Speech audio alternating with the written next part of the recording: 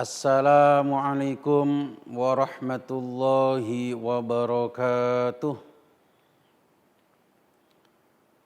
Hamdalillah haqqa hamdih wa syukran lillah haqqa syukrih. Allahumma salli wa sallim ala sayyidina Muhammad fil awwalin wa salli wa sallim ala sayyidina Muhammad fil akhirin wa salli wa sallim ala sayyidina Muhammad fil nabiyyin wa salli wa sallim ala sayyidina Muhammad fil mursalin wa salli wa sallim ala sayyidina Muhammad fil mala'il a'la ila yaumiddin. Pemirsa, pemerhati Qalbun Salim NTV yang luar biasa, dimanapun Anda berada, semoga Allah selalu melimpahkan rahmatnya kepada panjenengan sedaya, panjang umur, banyak rizkinya, sehat keluarganya. Amin amin ya rabbal alamin. Pemirsa, pemerhati Qalbun Salim dimanapun Anda berada, pada kesempatan ini saya akan sedikit menjelaskan tentang hakikat daripada doa. Pemirsa, pemerhati, Allah Subhanahu wa taala berfirman, "Wa qala rabbukum ud'uni astajib lakum." Wa qala rabbukum, dan telah berkata Tuhan kalian, ud'uni astajib lakum, berdoalah kalian padaku, niscaya aku akan mengabulkannya. Pemirsa pemerhati, dari potongan ayat ini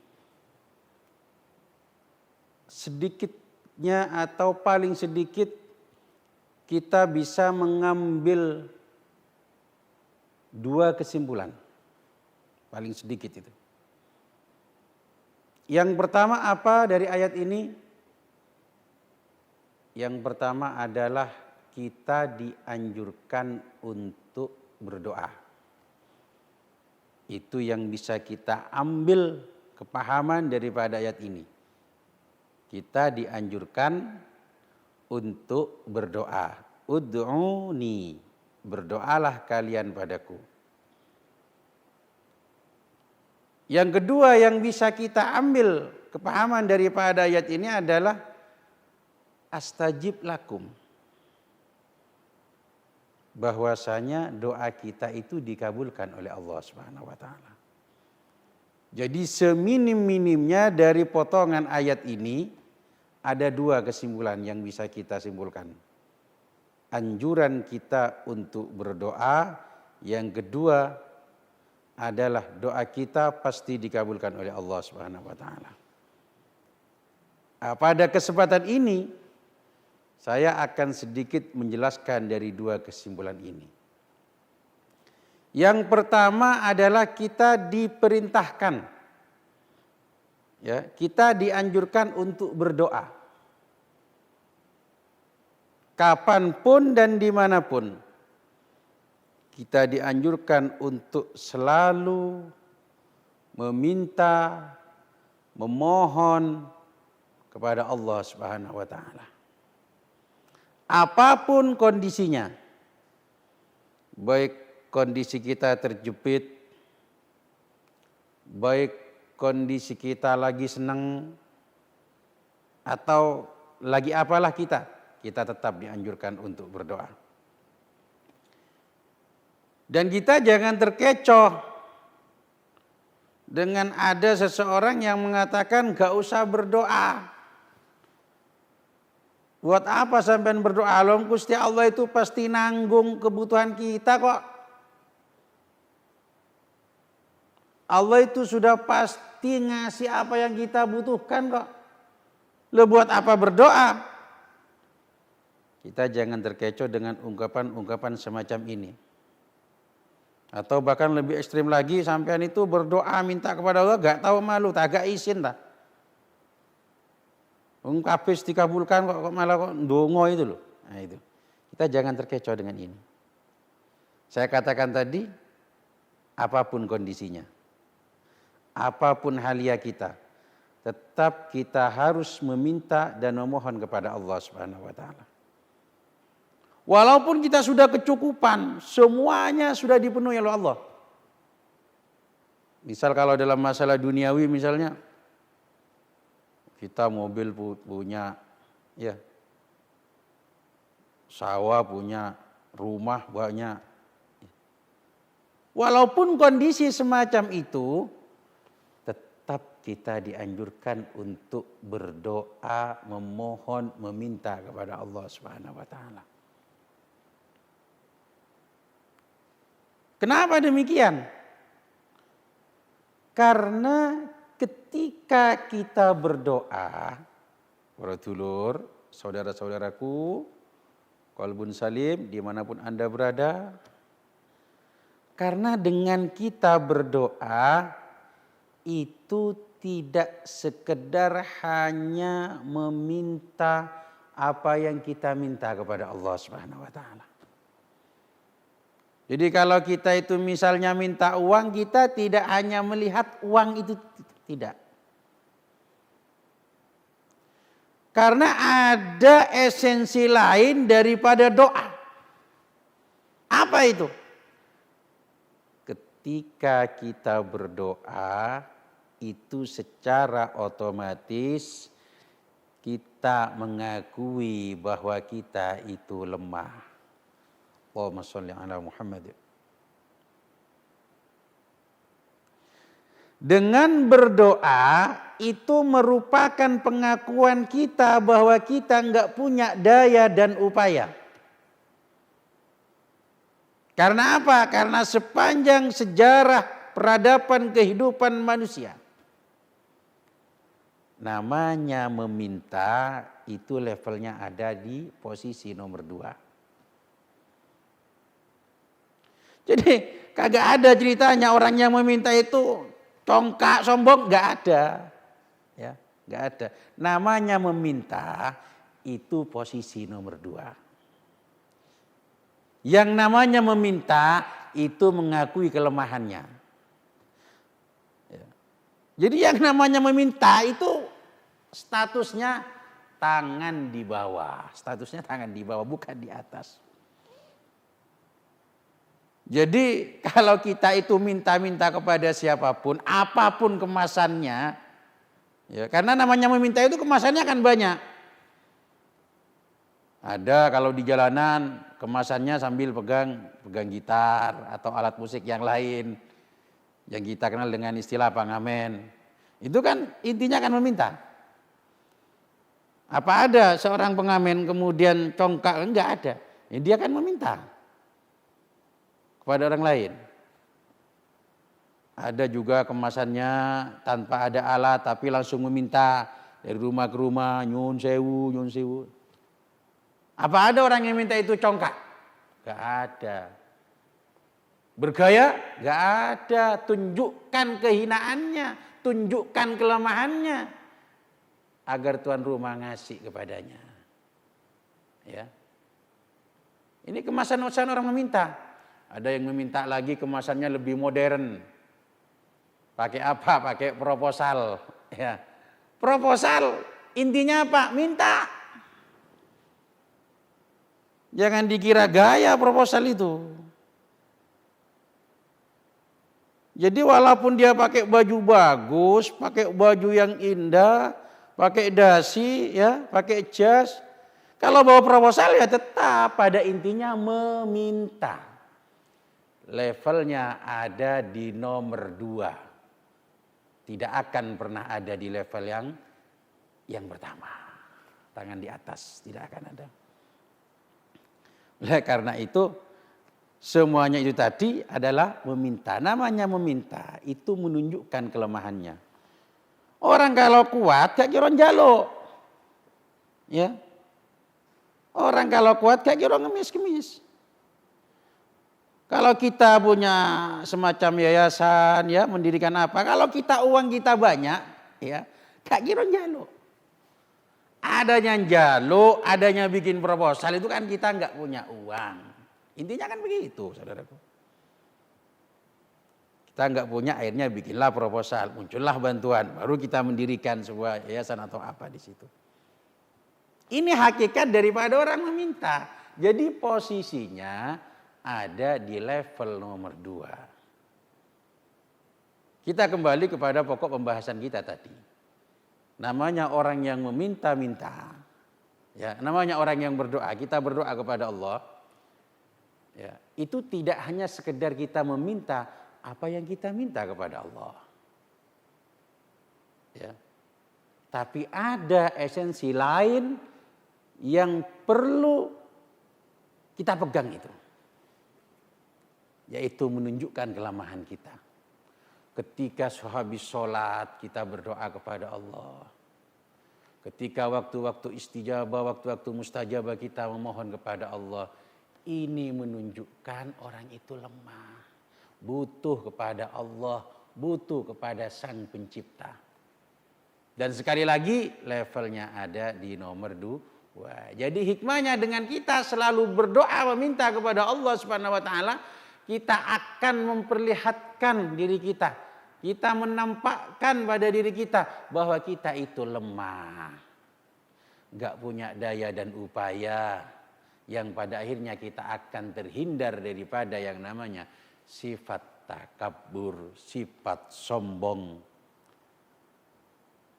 Nah dari sini mari kita apapun kondisinya, walaupun kondisi kita berlebihan, tetap meminta kepada Allah. Tetap berdoa kepada Allah.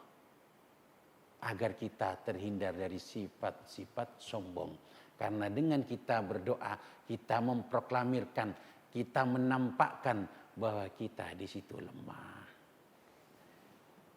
Jadi sekali lagi, mari kita jangan bosan-bosannya kita meminta kepada Allah Subhanahu wa taala. Karena apa? Karena ketika kita enggak meminta kepada Allah, kita enggak berdoa kepada Allah, seolah-olah kita punya daya dan upaya. Seolah-olah kita punya kemampuan, sehingga nanti pada akhirnya muncul sifat takabur, dan ini sifat yang dibenci oleh Allah Subhanahu wa taala. Pemirsa, pemerhati Kolbun Salim yang saya cintai, untuk selanjutnya kita lanjutkan setelah pariwara berikut ini.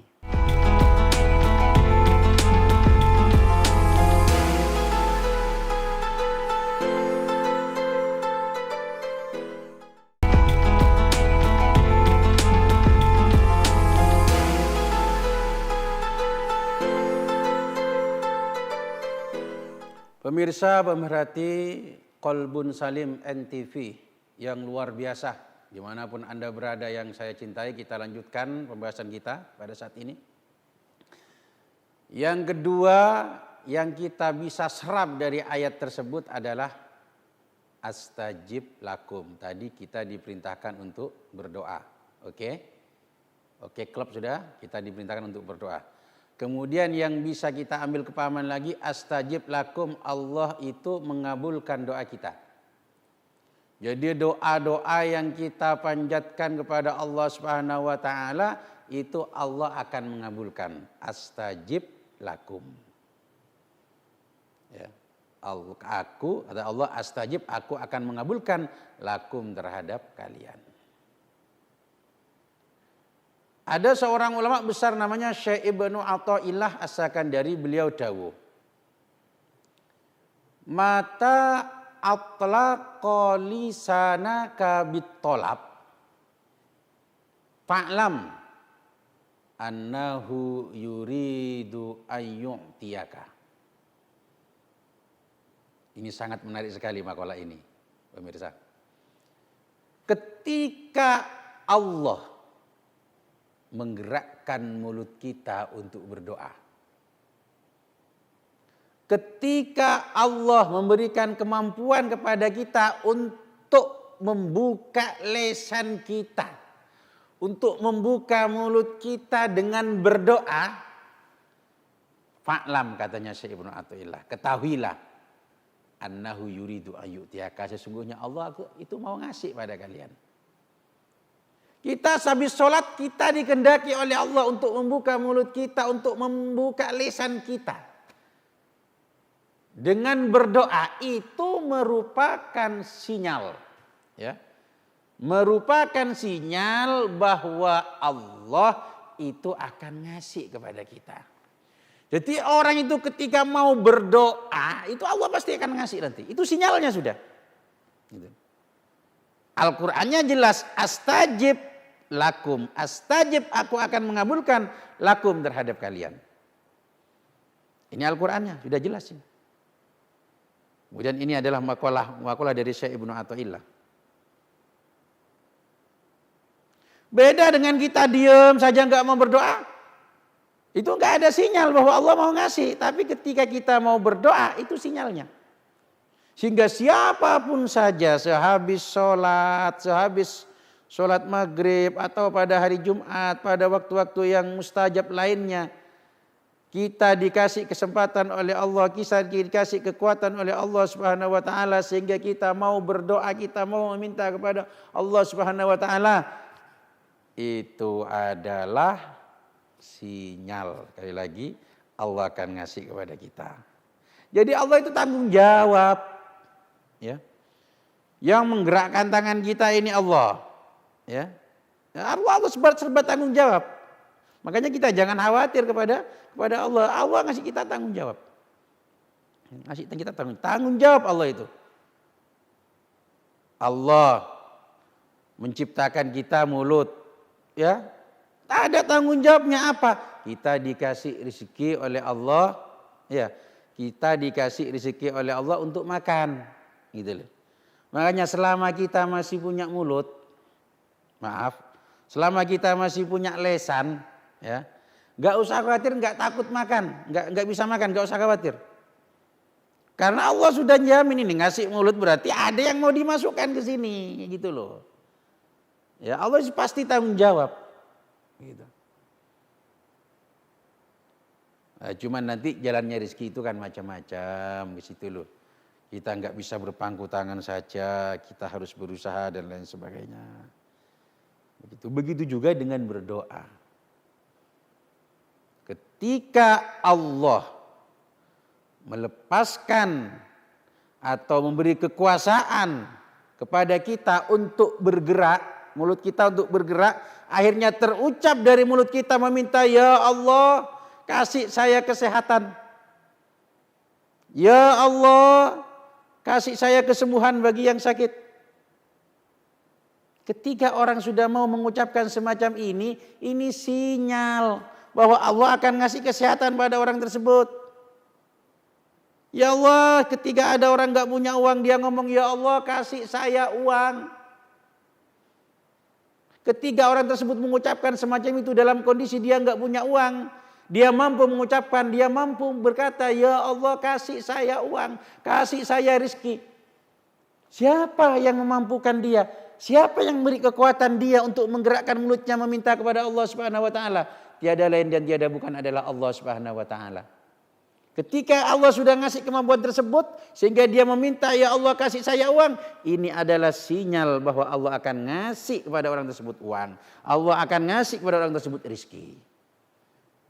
Itu oleh karena itu semangatlah kita berdoa, memohon, meminta kepada Allah Subhanahu wa taala. Dan yang terlebih penting, dengan kita berdoa, ya, dengan kita berdoa akan menghilangkan rasa kesombongan yang ada di dalam hati kita. Kita lemah, malam-malam kita bangun, ambil wudhu, melaksanakan sholat tahajud, memperpanjang sujudnya, menangis kepada Allah Subhanahu wa taala, merasa hina di hadapan Allah Subhanahu wa taala, meminta kepada Allah Subhanahu wa taala. Inilah kondisi-kondisi kita sebagai seorang hamba. Kita enggak punya apa-apa, kita enggak punya kemampuan apa-apa. Yang punya kekuatan yang maha kaya adalah Allah Subhanahu wa taala. Hilang kesombongan tersebut. Hilang rasa congkak tersebut dengan kita berdoa. Sekali lagi saya seperti yang saya katakan tadi, apapun kondisinya tetap kita selalu berdoa, memohon, meminta kepada Allah Subhanahu wa taala. Pemirsa, pemerhati Qalbun Salim dimanapun Anda berada. Dalam kitab Al-Bajuri, tepatnya di muqaddimahnya, di situ disebutkan waqad qalu, sungguh para ulama telah berkata. Ya, di situ redaksinya pakai qad, waqad qalu, sungguh para ulama di situ telah berkata. Apa yang dikatakan para ulama tersebut? Kullu du'ain mujabun. Setiap doa itu dikabulkan. Ya. Setiap doa itu dikabulkan, pasti dikabulkan oleh Allah Subhanahu wa taala. Cuman di situ diteruskan, lakin imma bi'aini ma tuliba. Allah mengabulkan doa kita itu bermacam-macam. Caranya bermacam-macam. Enggak monoton. Gitu loh ya. Enggak satu macam. Yang pertama, imma bi'aini ma tuliba. Allah mengabulkan doa kita yang pertama itu bi'aini ma tuliba, sesuai dengan apa yang kita minta. Ya. Contohnya, kita minta jodoh yang cantik jelita. Oleh Allah langsung dikasih jodoh yang cantik jelita. Jadi bi'aini ma tuliba, sesuai dengan apa yang kita minta. Itu. Contoh lagi yang mudahnya, ya Allah, kasih saya sepeda motor ya Allah. Allah ngasih kita sepeda motor, dikabulkan oleh Allah. Ngasih kita sepeda motor. Nah, ini namanya bi'aini ma tuliba, sesuai dengan apa yang kita minta. Ya Allah, kasih saya uang 10 juta ya Allah. Dikasih oleh Allah 10 juta. Ya, ini model pertama Allah mengabulkan doa kita. Jadi modelnya sesuai pesanan kita. Kita mintanya apa kepada Allah, yaitu dikasih itu dengan Allah. Ya Allah, saya minta mobil, kasih mobil oleh Allah. Banyak kan semacam itu. Minta sepeda, kasih sepeda oleh Allah. Minta jodoh, kasih jodoh oleh Allah. Ya. Jadi sesuai pesanan kita kepada Allah, Allah ngasih kita. Semacam itu. Jadi ini model yang pertama, Allah mengabulkan doa kita sesuai pesanan kita. Yang kedua, model yang kedua Allah mengabulkan doa kita, au bi khairin mimma tuliba. Allah mengabulkan doa seseorang dengan sesuatu yang lebih baik dari apa yang ia minta. Contoh mudahnya adalah, misalnya kita minta uang 1 juta kepada Allah Subhanahu wa taala. Allah ngasih kita uang 2 juta. Itu contoh mudahnya. Pemerhati dimanapun Anda berada, kita lanjutkan pembahasan ini setelah yang satu ini.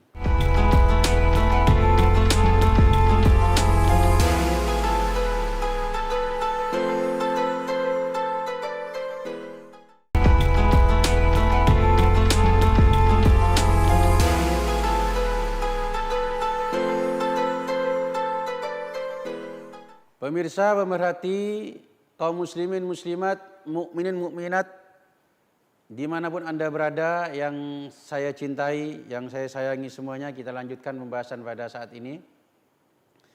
Tadi model Allah ngabulkan doa kita, au bi khairin mimma tuliba, sesuatu yang lebih baik dari apa yang kita minta. Ya, contoh lagi misalnya ada seseorang minta, ya Allah jadikan saya kepala desa. Ternyata Allah enggak ngabulkan dia menjadi kepala desa. Justru dia jadi camat. Nah, ini contoh mudahnya semacam itu. Ya Allah jadikan saya bupati. Memohon meminta kepada Allah ingin menjadi bupati. Tapi oleh Allah enggak dijadikan dia sebagai bupati. Justru jadi gubernur. Nah, ini kan yang lebih baik dari apa yang dia minta. Gitu. Jadi kita selalu berhusnudzon kepada Allah. Ketika kita minta ini ternyata dikasih itu, ya, yakinlah itu yang lebih baik buat kita. Jangan justru ngeresullah gitu loh. Misalnya kita minta sepeda motor, oleh Allah dikasih kita sepeda ontel. Ya jangan ngeresullah, itu yang lebih baik mungkin. Ya. Tadi saya mencontohkan dari kepala desa ke camat, dari camat ke bupati, dari bupati ke gubernur, atau gubernur nanti ke presiden. Ini kan contoh mudahnya. Ya, contoh mudahnya saja. Tapi seandainya kita minta sesuatu, katakanlah kita minta sepeda motor, oleh Allah dikasih sepeda ontel, kita harus husnudzon, itu yang lebih baik terhadap kita. Jangan kita ngersul, ya Allah saya kan minta sepeda motor, kok dikasih sepeda ontel, itu yang terbaik. Bisa saja ketika kita dikasih sepeda motor, bisa saja kita celaka dengan sepeda tersebut, bisa saja. Justru kita selamat dengan sepeda ontel itu tadi. Bisa saja dengan kita dikasih sepeda motor oleh Allah, kita nggak tekun lagi ke masjid. Kita nggak rajin lagi menghadiri majelis-majelis taklim. Karena terlena dengan kenikmatan sepeda motor tadi. Bisa saja semacam itu. Oleh Allah kita dikasih sepeda ontel. Mungkin dengan ontel tersebut kita selalu dalam kondisi kebaikan selama-lamanya. Makanya jangan ngersuloh. Ya, jangan ngersuloh. Apapun yang kita minta dikasih itu, itulah yang terbaik. Seandainya kita meminta ternyata permintaan tersebut sesuai dengan pesanan kita, ya memang ada macamnya semacam itu. Jadi yang saya sebutkan tadi, jadi meminta sesuatu sesuai dengan pesanannya, bisa saja seperti itu. Yang kedua, Allah ngasih kita yang lebih baik dari apa yang kita minta. Yang saya contohkan contoh mudahnya itu tadi. Minta uang 1 juta, oleh Allah dikasih 2 juta. Gitu. Jadi sekali lagi Allah enggak monoton dalam mengabulkan doa kita. Ini ya yang kedua. Jadi au bi khairin mimma tuliba. Gitu. Cuman maunya manusia maunya itu ingin ngatur Allah kan. Gitu loh. Maunya kan begitu. Minta mobil, inginnya ya mobil gitu loh. Ingin jadi bupati, ya inginnya jadi bupati, gak ingin yang lainnya. Ingin jadi gubernur, ya inginnya jadi gubernur aja, gak yang lainnya. Maunya manusia semacam itu, sesuai pesanannya. Gitu loh. Ya ini kalau ini terus ditanamkan dalam hati kita, ini nanti ada unsur mengatur Allah nanti ini ya. Kita berdoa meminta kepada Allah, Allah nanti yang memberikan yang terbaik kepada kita. Tapi yang jelas Allah mengabulkan doa kita itu bermacam-macam. Yang pertama sesuai pesanan. Yang kedua lebih baik daripada pesanan. Nah sekarang yang ketiga imma halan. Ada kalanya kontan, cash. Gitu loh. Sekarang kita minta, ya sekarang pula Allah ngasih kepada kita. Besok kita minta, ya besok pula Allah ngasih kepada kita. Cespleng. Top, makor top. Gitu. Jadi halan, seketika itu pula.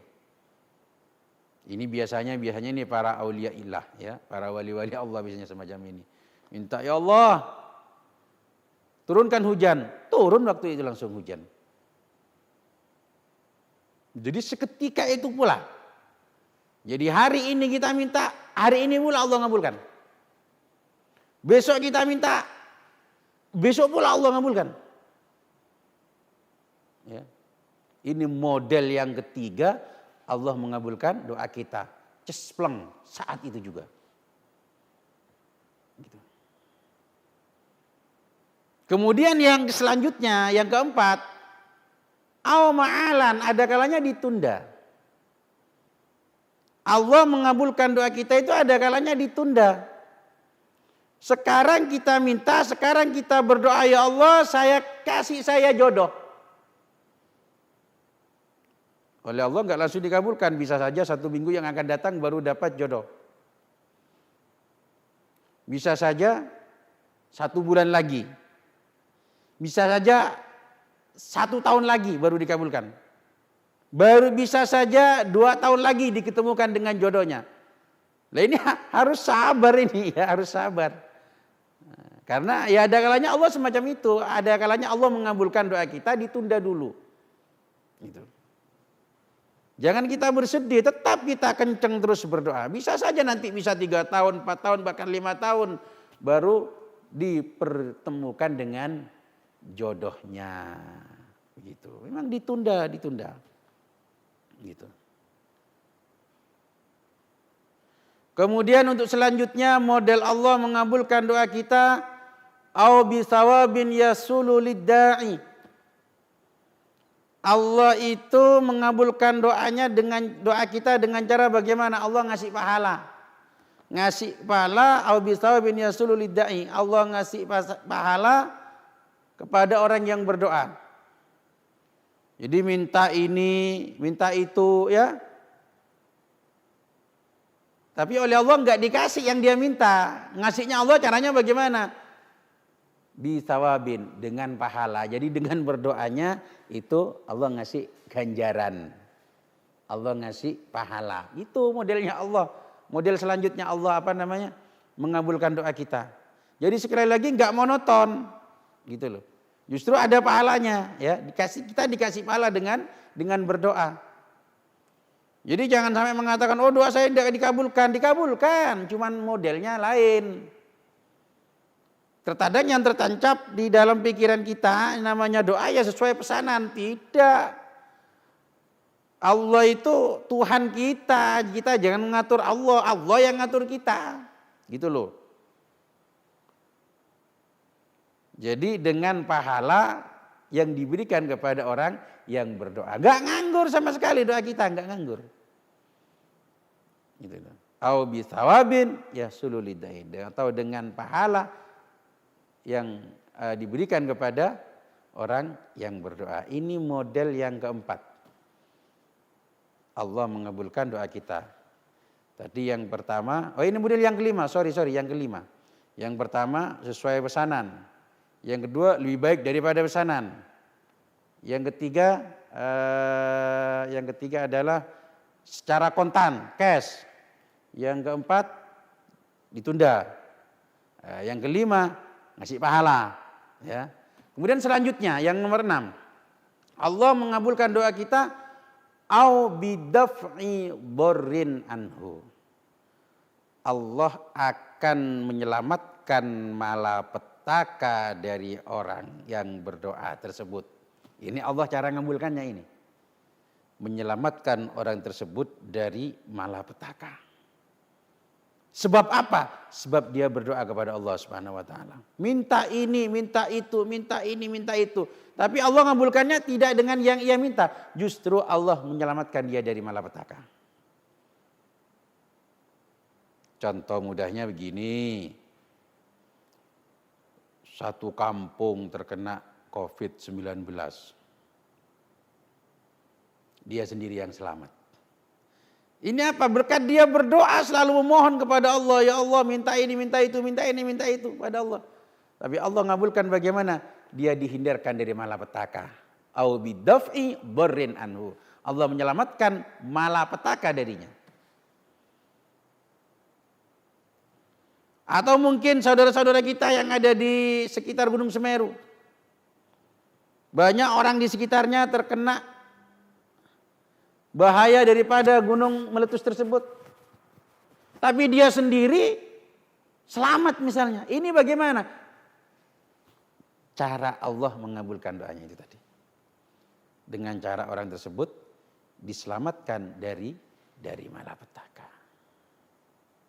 Jadi pemirsa, pemerhati, kaum muslimin muslimat, mukminin mukminat, qalbun salim dimanapun Anda berada.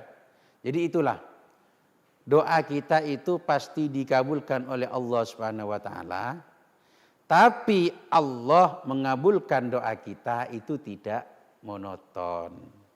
Tidak satu macam. Jadi jangan sekali-kali, oh doa saya enggak dikabulkan. Jangan.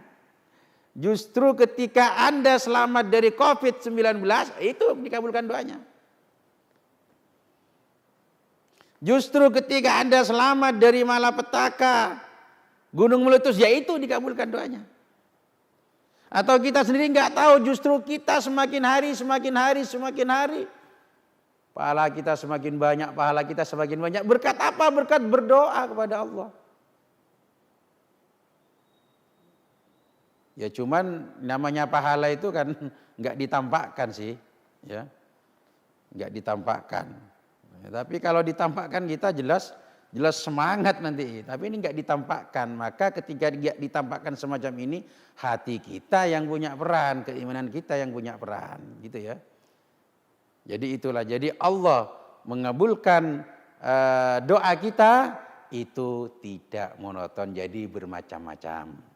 Allah mengabulkannya. Oleh karena itu selalulah kita berhusnudzon, berbaik sangka kepada Allah Subhanahu wa taala. Pemerhati, pecinta Qalbun Salim dimanapun Anda berada, kita lanjutkan setelah pariwara berikut ini.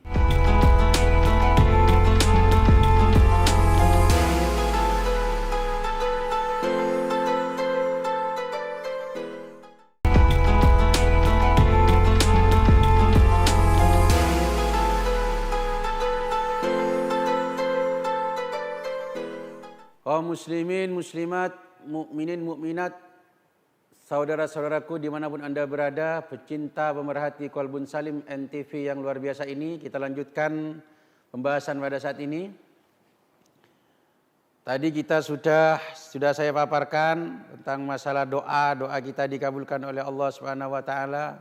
Kemudian Allah mengabulkan doa kita itu bermacam-macam modelnya, bermacam-macam bentuknya, dan untuk selanjutnya adalah bagaimana sikap kita sebagai seorang hamba ketika doa kita enggak kunjung dikabulkan oleh Allah Subhanahu wa taala. Apakah kita berhenti berdoa? Apa terus berdoa atau bagaimana? Ya. Doa selalu dipanjatkan, pagi berdoa, sore berdoa, malam berdoa. Ya. Tapi enggak segera dikabulkan oleh Allah Subhanahu wa taala. Sikap kita sebagai seorang hamba yang baik itu bagaimana? Menyikapi masalah ini, Syekh Ibnu Athaillah As-Sakandari beliau dawuh begini. La yakun ta'akhuru amadil ata' ma'al ilhahi fid du'a mujiban liya'sika. Terjemahan bebasnya adalah janganlah menyebabkan putus asa gara-gara kita selalu meminta, padahal kita selalu meminta kepada Allah Subhanahu wa taala. Setiap waktu, setiap saat kita meminta, tapi doa kita enggak segera dikabulkan oleh Allah Subhanahu wa taala. Jangan membuat kita putus asa. Oh, tentulur. Ya. Ketika kita minta ini, minta itu kepada Allah Subhanahu wa taala, doa kita enggak segera dikabulkan oleh Allah Subhanahu wa taala, jangan sampai jangan sampai kita berputus asa.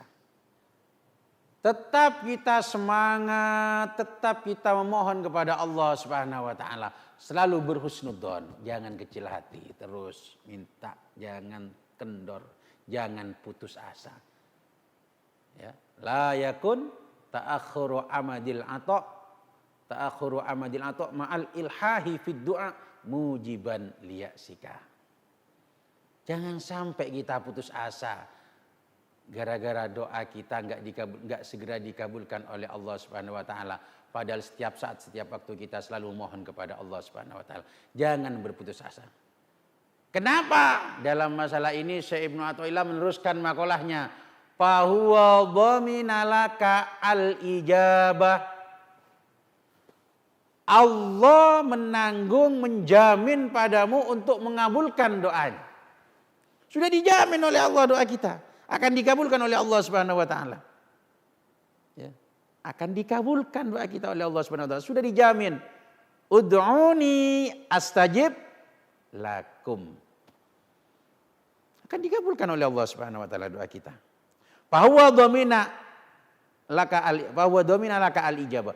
Allah menanggung padamu untuk mengabulkan doa tersebut. Jadi gak usah putus asa, gitu loh. Kita kembalikan pada tadi, makalah daripada ulama bahwasanya Allah mengabulkan doa itu bermacam-macam caranya. Ada yang cash, ada yang ditunda dulu, gitu. Ngoten para dulur, ya, jangan putus asa, jangan bersedih. Bahwa dhamina laka al-ijabah. Bagaimana ijabahnya Allah? Bagaimana Allah mengabulkan? Fima yahtaruhu laka la fima tahtaruhu li nafsika. Lah ini lagi.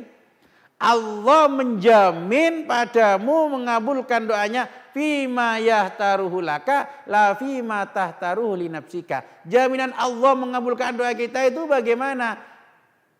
Sesuai dengan pilihan Allah yang terbaik pada kita, bukan pilihan nafsu kita. Nah, ini yang perlu menjadi garis bawahi. Jadi Allah mengabulkan doa kita itu sesuai pilihan Allah laka pada kita, yang terbaik buat kita.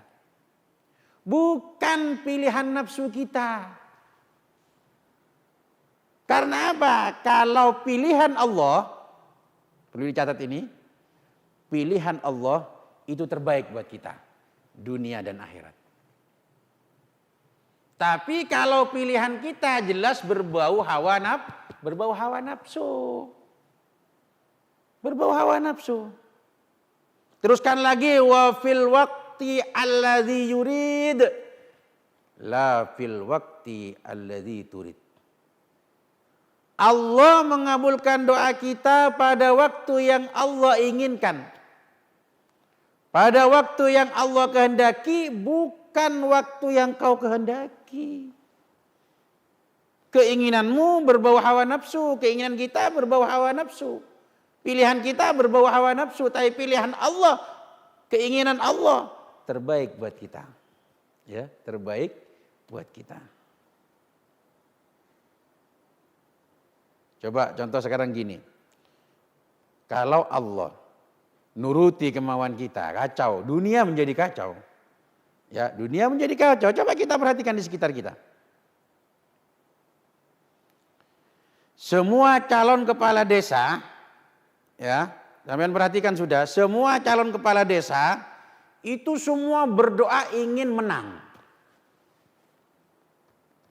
Ya. Berdoa semuanya, bahkan tidak hanya berdoa, ada yang pakai cara-cara nekat.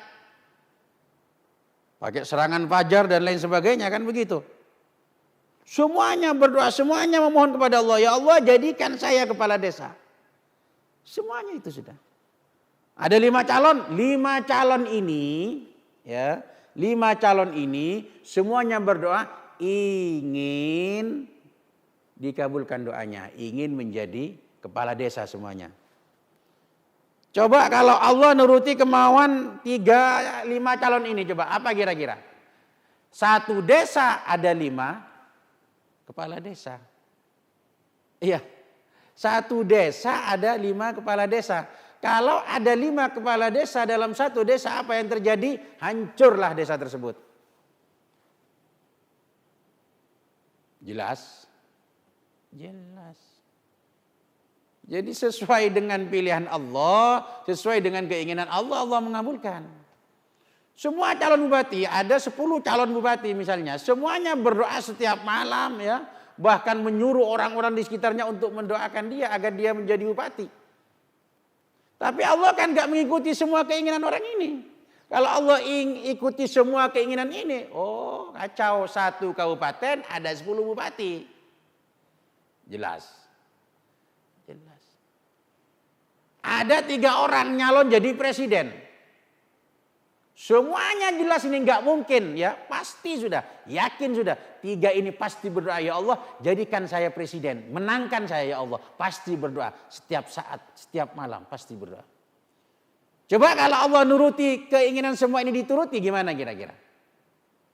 Pasti dalam satu negara ada 3 presiden. Apa yang terjadi? Kacau bro. Akan kacau negara kita. Jadi Allah itu mengabulkan sesuai dengan pilihan Allah yang terbaik buat kita. Ya. Yang terbaik buat kita. Itu pilihan Allah yang terbaik buat kita, bukan pilihan hawa nafsu kita. Ya. Karena apa saja yang kita senangi belum tentu itu baik. Ya. Dan apa saja yang kita nggak senang itu belum tentu jelek buat kita. Gitu. Oleh karena itu bagaimana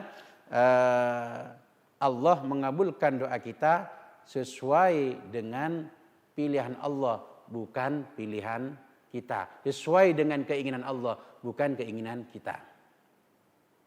Pemirsa pemerhati Qalbun Salim dimanapun Anda berada. Dari uraian ini bisa kita simpulkan bahwasanya doa kita dikabulkan oleh Allah Subhanahu wa taala. Tapi kita tetap yakin bahwa doa kita dikabulkan oleh Allah Subhanahu wa taala.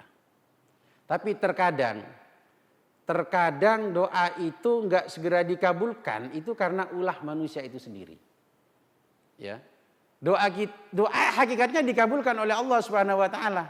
Tapi terkadang doa itu enggak dikabulkan gara-gara manusianya sendiri. Bisa saja semuanya. Aslinya, hakikatnya doa kita pasti dikabulkan oleh Allah. Tapi terkadang ulah manusia tersebut sehingga doa kita tertolak.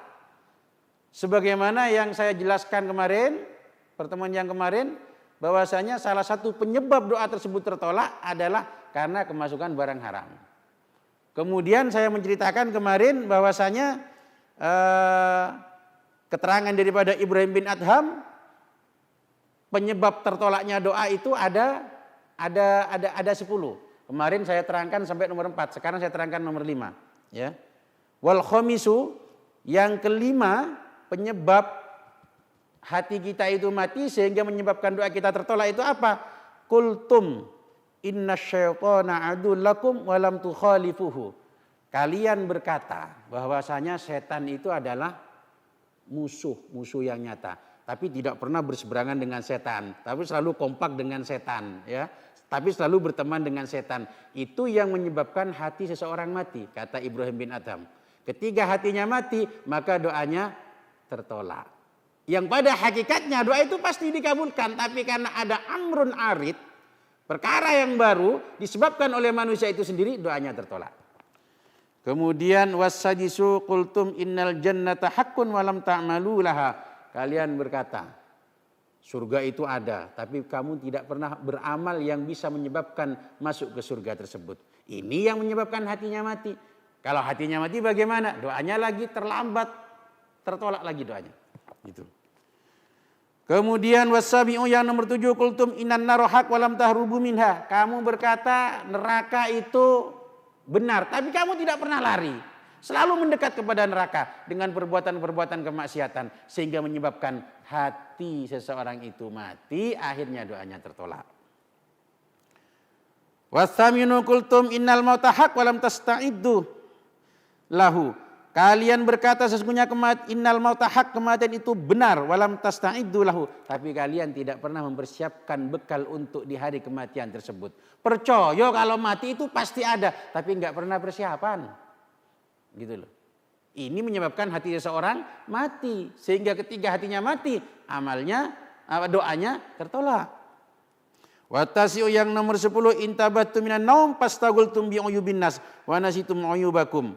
Kalian bangun dari tidur, sibuk mencari kesalahan orang lain, sibuk mencari kesalahan tetangganya, sibuk mencari kesalahan saudara-saudaranya, tapi lupa dengan aib-aibnya sendiri, lupa dengan kesalahannya sendiri. Ini yang menyebabkan hati seseorang mati sehingga doanya tertolak. Kemudian yang terakhir, wal ashir yang nomor 10, dafantum mautakum walam ta'tabiru bihim. Kalian mengubur orang-orang mati kalian, tapi kalian tidak pernah mengambil iktibar. Menguburkan orang mati, tapi enggak pernah berpikir besok atau lusa bisa saja kita yang dikubur, kan begitu. Tidak pernah beriktibar semacam itu, enggak pernah tafakur semacam itu, sehingga hatinya menjadi mati. Kalau hatinya menjadi mati, maka doanya di situ tertolak. Pemirsa pemerhati Qaulun Salim dimanapun berada, hakikatnya doa kita dikabulkan oleh Allah Subhanahu Wa Taala. Kemudian ketika ada doa yang tertolak, itu karena ulah daripada manusia sendiri. Yaitu dengan apa? Dengan dia memasukkan makanan yang haram ke dalam perutnya dan melakukan hal-hal yang menyebabkan hati seseorang itu mati. Semoga kajian kita bermanfaat, barokah, maslahah fid din wa dunya wal akhirah. Segala kesalahan dari awal mohon maaf yang sebesar-besarnya. Terima kasih atas segala perhatian. Wal afu minkum. Wassalamualaikum warahmatullahi wabarakatuh.